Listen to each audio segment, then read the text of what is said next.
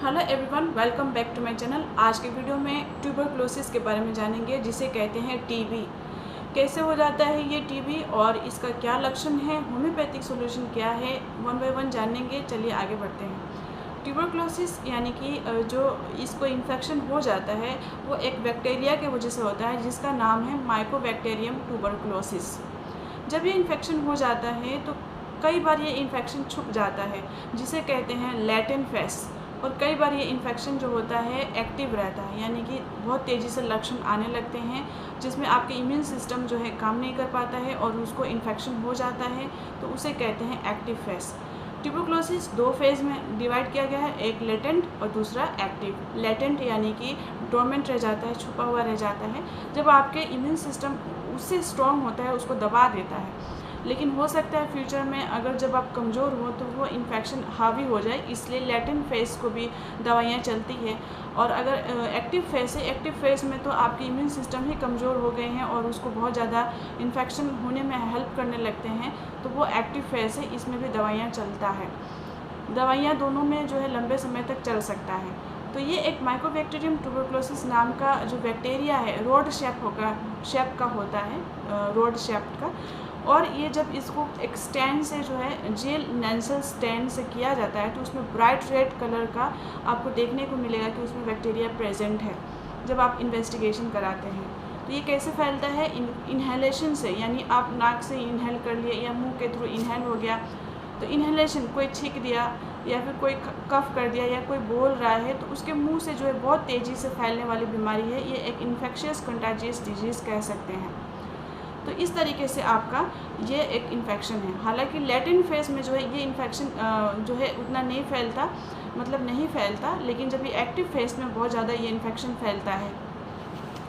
तो इसके बैक्टीरिया जो होता है माइकोबैक्टीरियम ट्यूबरक्लोसिस। अब इसके लक्षण क्या है? लक्षण में जब ये इन्फेक्शन हो जाता है ना, तो बहुत तेज़ी से, उससे पहले जान लेते हैं ये आपके लंग्स में कैसे इम्पैक्ट करता है। जैसे बैक्टीरिया आप इन्हेल किए, 1 से 2 हफ्ते में आपके अगर एक्टिव फेज़ में होगा, यानी कि आपकी इम्यून सिस्टम काम नहीं किया, कमज़ोर है, तब कमज़ोर कब होगा? जब वो पहले से बीमार है वो बंदा, उसको HIV एड्स की कंप्लेन है, या फिर वो बहुत ज़्यादा उसको डिजीज़ है, डायबिटीज़ मेलाइटिस है। जब उसका इम्यून सिस्टम कमज़ोर है तो वो तुरंत एक्टिव फेज़ में हो जाता है।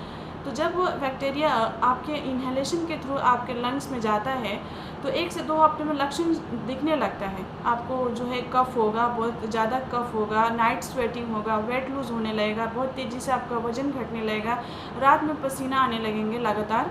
तो इन टाइप के कंप्लेन आने लगते हैं। तो थोड़ी सी लक्षण हम लोग जान लिए। तो जो लैटेंट फेस होता है उसमें आपको लक्षण नहीं मिलते हैं। तो इस तरीके से इसमें लक्षण है नाइट स्वेटिंग, आपका कफ़ बहुत ज़्यादा होना, बहुत ज़्यादा कफ़ निकलना, रात में पसीना बहुत तेज़ी से होना, वज़न बहुत तेज़ी से घटना, इस तरीके के लक्षण आने लगते हैं। और जैसे इन्फेक्शन आपके लंग्स में गया, ये क्या करता है, वहाँ एक जगह बना लेता है और वहाँ पे जो है इन्फेक्शन कर देता है। इम्यून सिस्टम स्ट्रॉन्ग रहा तो वो इन्फेक्शन दबा हुआ रहता है, अगर वीक हुआ तो वो इन्फेक्शन बहुत तेज़ी से आपकी बॉडी के डिफरेंट एरिया में भी फैल जाता है।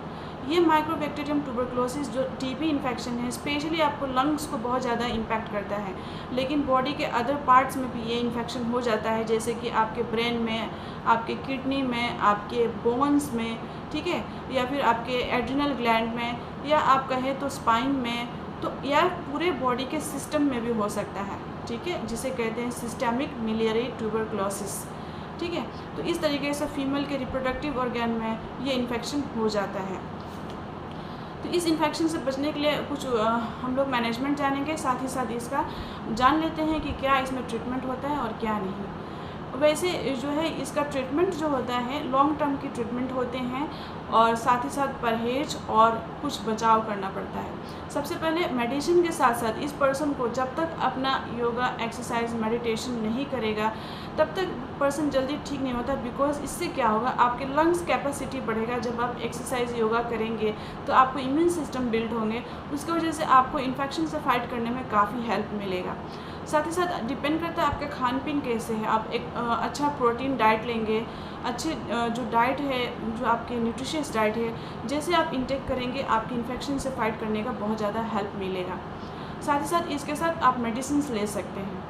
सो मेडिसिन का जो है होम्योपैथिक में लक्षण के हिसाब से दिया जाता है, और इसमें कुछ मेडिसिन है जो बहुत ही सोच समझ के दिया जाता है, जैसे कि साइलेशिया हो गए और साथ ही साथ फॉस्फोरस हो गए या ट्यूबरकुलिनम हो गए। इन सब दवाइयों को सोच समझ के दिया जाता है, बिकॉज लक्षण को कभी क्या करता है, ये बढ़ा भी सकता है या जो है लक्षण को दबा भी सकता है। इसलिए इन दवाइयों को जो है आप अपने डॉक्टर के सुपरविजन में ही लें। उससे पहले होम्योपैथिक में जब भी ये ट्यूबरकुलोसिस हुआ है तो शुरुआती फेज़ में आप हिपरसल्फ सोच सकते हैं, चॉइस ऑफ द रेमेडी हो सकता है। जब सीने में दर्द हो, कफ हो, स्टिचिंग पेन हो, तो आप हिपरसल्फ सोच सकते हैं। ऐसे ही काली कफ जैसी दवाइयाँ हैं, डिस्चार्ज हो रहे हैं, कफ निकल रहा है बहुत ज़्यादा अंदर, जो है आप चिली पेशेंट हो गए हैं, बहुत ज़्यादा ठंड लग रही है, तो ये काली कफ जैसी दवाइयाँ मदद कर सकती हैं। साथ ही साथ और भी मेडिसिन है, पल्सटीला है, तो इन टाइप की दवाइयाँ जो है इसमें चल सकते हैं। लेकिन आप कोई भी मेडिकेशन आप अपने से सेल्फ मेडिकेशन ना करें, आप अपने डॉक्टर के सुपरविजन में ही लें। कुछ इन्वेस्टिगेशन होते हैं, जांचें होते हैं, कैसे पता चलेगा कि ट्यूबरकुलोसिस है। स्किन पे पीपीटी कराया जाता है इंजेक्ट करके, और देखा जाता है कि ट्यूबरकुलोसिस का इन्फेक्शन तो नहीं है। तो जब आपके स्किन पे इंजेक्ट करा जाता है तो वहाँ पे एक बम्प रेड जो है, अगर इन्फेक्शन है, लेटेंट फेज में है तो आपको एक बम्प मिलेगा छोटा साइज़ का। जैसे एक्टिव फेज में है उसका साइज़ हो सकता है बड़ा मिले। साथ ही साथ ब्लड टेस्ट कराया जाता है, पीसीआर कराया जाता है, और इसमें जो है चेस्ट एक्सरे कराया जाता है। कई बार जो होता है थोड़ा कंफर्म होने में डिफ़िकल्टीज़ होते हैं, उस टाइम पे चेस्ट एक्सरे करा के देखा जाता है कि इन्फेक्शन कहीं फैला तो नहीं, एक्टिव फेज़ में तो नहीं है। इस तरीके से इसमें बहुत सारे जांचें होते हैं जिससे पता लगाया जा सकता है। सो आई होप ये आपको समझ में आए होंगे। लेकिन एक इम्पॉर्टेंट थिंग है, मेडिसिन के साथ साथ आप इसमें जो है अपना खुद का सेल्फ जो है मैनेजमेंट, चाहे वो खाने को लेकर या एक्सरसाइज को लेकर करना पड़ता है, तो आप बहुत जल्दी रिकवर हो सकते हैं। सो आई होप आपको ये समझ में आए होंगे ट्यूबरकुलोसिस के बारे में, और आप डिटेल्स में जानकारी समझ पाए होंगे। So that's all for today, और मिलेंगे नेक्स्ट वीडियोज़ में कोई और टॉपिक पे। कोई भी मेडिकेशन आप अपने डॉक्टर से कंसल्ट करने के बाद लेंगे। Take care, please like, subscribe and share if you like this video.